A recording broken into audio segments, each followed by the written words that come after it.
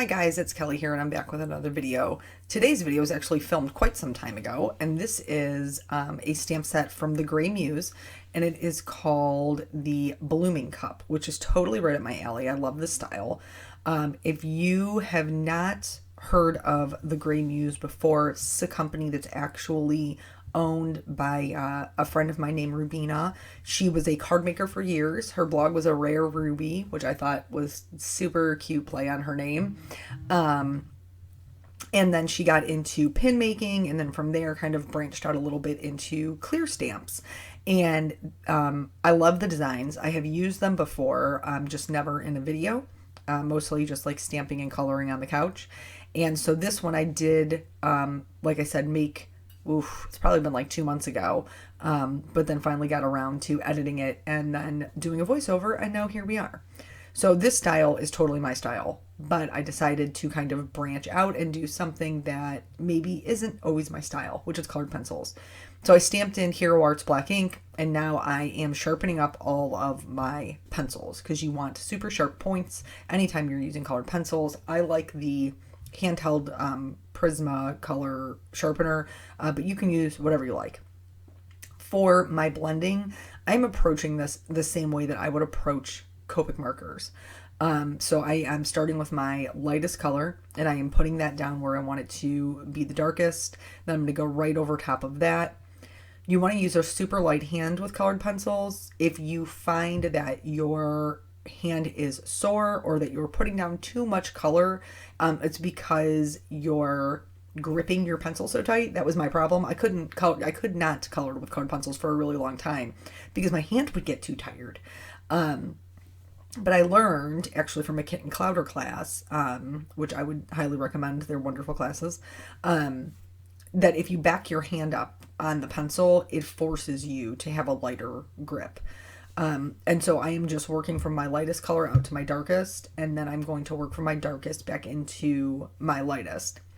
You want to fill that's how you basically get a smooth blend with colored pencils. You're filling the fibers of the paper, which to us, like the texture of it, you can't really necessarily always see it. You can see it on like watercolor paper, but like on mine here, I'm just using Nina Solar White. What is it? Crust. Hold on. Classic Crust. Sorry, 80 pound. Because that's what worked best with my Copic markers. So it doesn't necessarily feel like it has a texture, but it does. And you're filling up those little gaps with color, and that's how you're going to get the smoothest blend. So there's a couple of different things going on here. One of them is just general shading, which is what we're going to be doing with the mug. And then the other one is we're going to be blending two different color families together. So some purples, some blues, and some pinks. And then pretty much I'm just going to be talking the whole time because, that's how I do. I just talk the whole time. So yeah, I know that a lot of you use colored pencils. I know that a lot of you, that is your preferred medium. And, you come and you watch the coloring with the Copics, and, pick up different tricks that are, applicable to all mediums. But I thought maybe that I would try to get some more colored pencils on here. I have been trying them more often. It's good to practice things. You're not going to get any better if you don't practice. So this did take me quite some time to do, just because I'm slower with colored pencils because I don't usually use them. But I'm sure that, and I've said this before, that if you're a person who colors with colored pencils all the time, then you're probably super quick, and maybe you're slower with Copics, where I'm super fast with Copics and I'm super slow with colored pencils.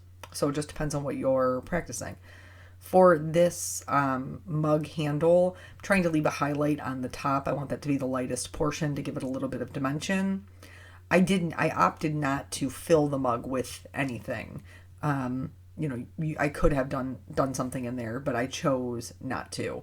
I think that this image is maybe meant to be more of a winter image, just based on kind of the greenery that's around it, but I colored it more like a spring image, which is one of the reasons why flowers are my favorite. Honestly, flowers are good for everything. You got a birthday, here's a flower. You got Christmas, here's a flower. You got a sympathy card, here's a flower. Like, Flowers are the Oprah of cards. Everyone gets a flower. And it's totally fine. And they fit every occasion. And they're beautiful. And they're fun to color. So you get a flower, and you get a flower, and you get a flower. You know what I'm saying. But yeah, so basically just going to go through this. I left the whole process in here. That is why the video is so long. I think at some point I am going to speed it up. I cannot remember though, because I edited this so long ago that I can't remember if I actually sped it up or not. But nonetheless, let's move on to story time. And then if there's anything of note that I remember, I'll break back into the card like I usually do. So recently, I've been in quarantine just like everybody else has been. Even though I'm a essential worker and I have been going to work, I am still, oh, see here, I did speed it up. See, I knew what I was saying, kind of ish, like, but so I'm missing out on the same things that you guys are missing out on. Missing my family like crazy. And then also, you know, just the regular everyday. Here's an example, okay? So I think I told you this story. I can't remember. When I was getting ready to sell my car, I cleaned everything out, and then shampooed the seats and the floor and vacuumed everything and, you know, sprayed it down and all this fun stuff. And then the very next day I went and got Dunkin' Donuts coffee and it spilled in my passenger seat. And I was like, are you kidding me? Because I had never washed these sheets. No, I wash my sheets. I've never washed the seats. I don't wash the seats in my car. And I won't wash the seats in the new car unless Eric wants to do it, and be honest with y'all. So, and then like the one time I do wash them, the very next day I spill something on the seat. And I wanted to clean it and give it time to dry because I was going to be at work until 2 and they were coming to do the trade for my new car at like 3. So I didn't have enough time to clean it when I got home and have it dry. So I was like, it's fine, I'll just run into Target. Talk about first world problems that I have taken for granted basically my whole life. Let me just run into Target. Well, running in anywhere is not just running in anymore. It's like a thing. It's a to-do. It's, you know, do I have my disinfectant? Do I have my hand sanitizer? Do I have my mask on? You know, how many people are in the store? Is there going to be a line to get in the store because they're counting people who are going into the store? Everything is like a to-do.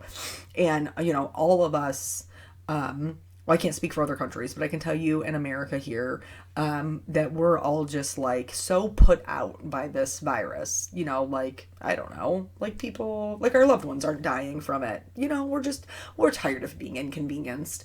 But anywho, that's a whole nother monologue we don't have time for.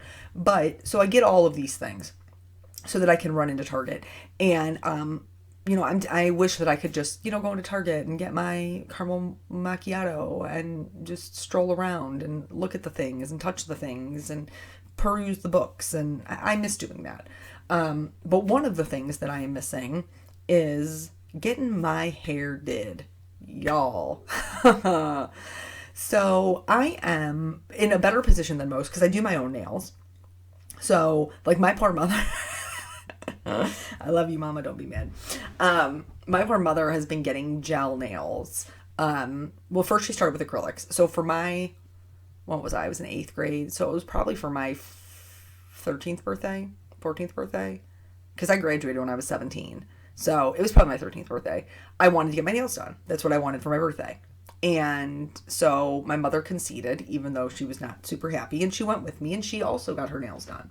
Well, at some point, I stopped getting my nails done. My mother never has. My mother has been getting her nails done since I was 13. I am 36. So if this is any indication of how long this has been going on, it's not an indication. It's an exact amount. I'm not even kidding. Words mean things. Anyway, so she's been getting her nails done this whole time. So at some point, she switched from acrylic to gel. But now with all of this going on, like, Mama can't go get her nails done, right? So she's been letting them grow out, and I saw on Amazon, we share an Amazon cart, me and my mother. We split the cost of Prime, and then, you know, we just use the same thing. The only time we really run into trouble is when one of us wants to buy something for the other one on the Amazon, you know, because then you can see the history and the orders and all that jazz. But otherwise, it works out swimmingly. So I see in her history, like, that she's been perusing acetone, like nail files, things like that. And I'm like, oh, she getting ready to take her nails off. So at this point, they are grown out 3/4 of the way, and she had red nail polish on. Now, why my mama has left her nail polish on this whole time, I don't know, but she has. She has. So she has got basically a French manicure of red nail polish left of what's been growing out of her nails. And so I do my own nails, so I don't have to do that. I don't have to worry about that. And all the girls at work are complaining about like not being able to get their nails done and how their nails are growing out and all these things. But I do get my hair done. So I am more efficient in doing my own hair than most people because my wonderful mother went to school for cosmetology. So the high school my mom went to, which back in the day, cosmetology was a huge trade that they offered that was mostly filled with women. And so my mom went to the cosmetology classes when she was in high school. So my whole life, like makeup, hair, like those were all things that I was very comfortable with, very comfortable doing myself because my mother taught me. And I didn't realize until I got older, into like high school, that was not the case for all young ladies. That there was a lot of them who just didn't know how, or weren't comfortable doing it, or weren't sure they were doing it correctly. And like I had a mom who did that, and so I learned from her. So, when I was in 7th grade, I was blow drying my curly hair straight. And, I had several different size curling irons. But when I got into dyeing my hair, which the first time I ever dyed my hair, this is so funny. My poor Momo. So my grandmother, my graham cracker, my parents went on a trip to Vegas. This is like, I totally get off on these tangents, but they're such funny stories. My parents went on a trip to Vegas, and my grandmother was tasked with watching us for the week. Okay? So me and my middle sister, my older sister she was older and had already moved out. But me and my middle sister were with Graham for the week, and she came out to our house because it was in the summer and we had a pool. And so on the way out to our house from her house, I talk her in to buying me hair dye. Okay? I talk Graham into it, even though my mother has told me, given me explicit instructions not to dye my hair. I know I can talk my grandmother into it. I'm totally down to do it, and I want to dye my hair blonde. Now, my hair is naturally a light brown, and at the time, I did not know really too much about hair dye. Now I know a ton, but at the time, I didn't really know. And so I picked an ash blonde. It's such terrible. It's so bad. I picked an ash blonde, and so very much like a lot of people, I did not realize, when my mom mixed her own color, which she has for years, she had her own developer and she had her own color. She would mix it in a bowl. I learned how to, dye her hair at a very young age. But I didn't understand the different levels and how you have to, wait, we got to go back to the card real quick. So here I've done all the coloring in the blues and some purple shades. And now I want to make it a little bit brighter purple. So I'm going to go over with a very light, like lavender color over all of the coloring on the lightest portion. And it's going to like tone it so that it's more pink. It's more like going to glaze the color. It's not going to change the shading at all. So I'm still going to have really good dimension. But it's going to turn it into more of this purplish blue versus just a straight blue. And I'm going to do the same thing for the smaller flower. I'm going to do a purple and then a kind of like a hot pink. Okay, back to this terrible hair dye color. So I talk my grandmother into it. I buy an ash blonde. I don't understand levels. So with developer, there's like a 10, 20, 30, 40. 40 is like the highest. And then, but most box dye has like a 20. Now, if you're a hairdresser and you're washing this, like, please forgive me because I realize that I do not have as much information as you do. Trust your hairdressers, people. But this is my understanding from my youth. So in a box dye is mostly like 20. 20 is not enough, is not a high enough developer to lift my color hair to a blonde. It's going to stop midway. And what is midway between brown and blonde is this weird golden strawberry blonde color, which is exactly what happened to me when I let my grandmother, when I let her, are you kidding me? I basically badgered her into dyeing my hair. So when my grandmother let me dye my hair, it turned to this like strawberry blonde color. And it was hideous. On me, not on everybody, but on me. And like there was no covering it up. Like my mother is obviously going to know as soon as she comes home that I dyed my hair. And she was super mad at me. And she yelled at me, and how could you do that to your grandmother? And I told you not to do that and all that stuff. But so that was my first foray into hair dye. Now, my senior year of high school, I pretty much really didn't dye my hair too much. Like after that, I kind of learned my lesson with, okay, like I can't be blonde, so I'm going to let that go. I'm going to let that dream go. And so then when my senior year, I wanted highlights in my hair. I was getting ready to have my senior pictures taken. I wanted my hair to be a little bit lighter, and my hair was down to the middle of my back. Like it was down past my bra strap. And it was this, all one color, light brown. And I begged and begged and begged my mother to highlight my hair. And she was like, Kelly, it's been years since I've highlighted anybody's hair. Like, I'm an old school cap. Your hair too long for that. I'm not really comfortable doing it. And I was like, no, Ma. No, Mom. No, I have the answer. Yet again, Mom, I have the answer. They have these new kits out where you just brush it in. You just brush it in and there's no foils. You just brush it in and there's nothing. You just brush it right on in there and it's beautiful. And she's like, but that doesn't sound like it's going to be beautiful. And I was like, but it says right here on the box that it'll be beautiful. Well, here's the thing. There is no foils. There's no parchment paper. There's no paper towels. There's no even notebook paper separating your hair that has the dye on it from the rest of your hair. So as you can imagine, what has happened to my head is that it's super splotchy. I have dark brown, like my regular hair color, this light medium brown. And then I have like super blonde spots, and it's super splotchy, and hair dye is places that it's not supposed to be and other places that it is supposed to be.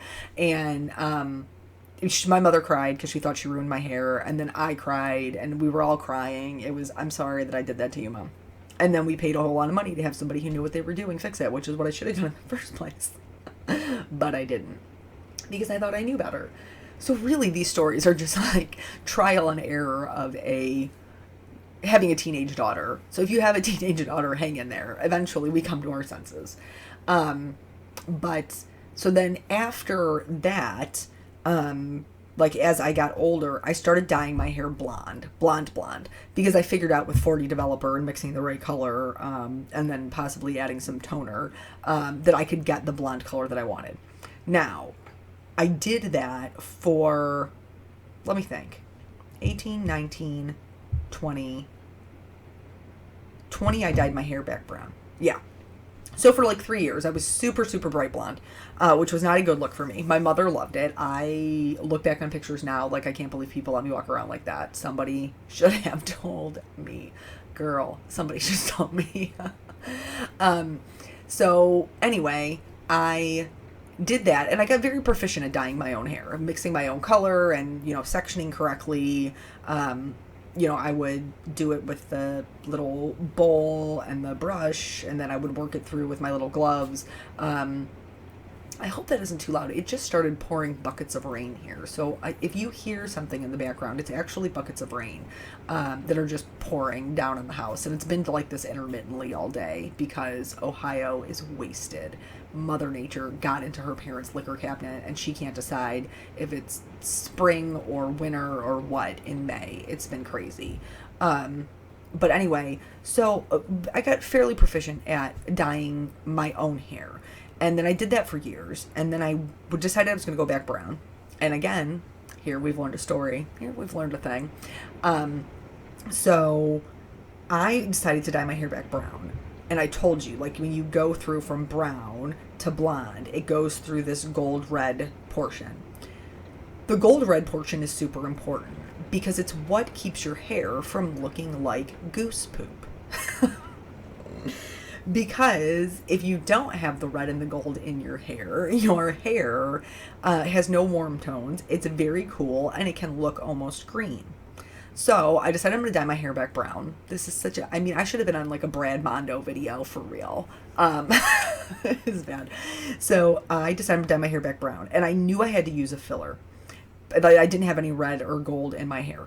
Back to the card. So at this point, all of the coloring of the flowers is done, and I love a bold outline. You guys know that. And with colored pencils, I cannot go in with my markers. It won't go over the wax. So I typically will sharpen up my black colored pencil till it's super sharp, and then outline it.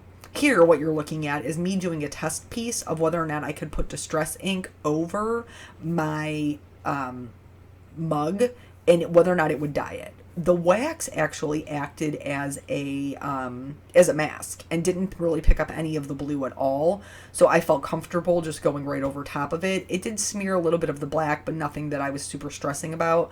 I wish I had stopped there though and not done the colored pencil, but nonetheless, we'll proceed. So I decided I was going to go back brown. I used a filler. I used a like a golden filler, and then I dyed my hair back brown.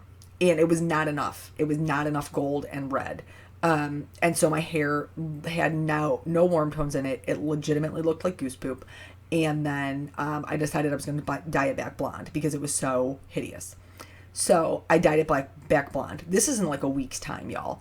I mean, my hair felt like rotten silk. It should have fell up out my head. It should have just ran for the hills. I can't believe I didn't lose my hair. But I did have a ton of breakage and a ton of damage. And I mean, when it was wet, it felt like, ugh. I mean, it was just mushy. And then after that, I was like, no, I'm going to commit to it. I'm going to go back brown. And so this time I used a red filler instead of like a golden filler. I used a red filler. Here I'm putting in a shadow on the card just so I have something to sit on. And it was like a fire engine red filler, and then I dyed it brown over it, and then that was enough to give me enough warm tones that I looked brown and not green.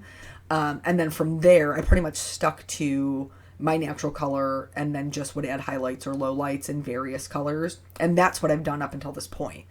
And so with the quarantine, my blonde highlights were clearly growing out, and I decided that I was going to venture into because when I put my hair in a ponytail, it was two completely different colors. And so I was going to try to make it look more one color. And one of the things that I had seen that I thought maybe would work for me was Overtone. Overtone is a highly pigmented conditioner. And so I was like, well, that'll be good because it's a conditioner, so I'm going to be putting moisture back in my hair. And so that is what I did. And then you're all going to have to wait. I will tell you adventures in Overtone on the next video because we're pretty much done here. But now that I've given you my entire hair history and also what a not smart teenager I was, I hope you enjoyed story time.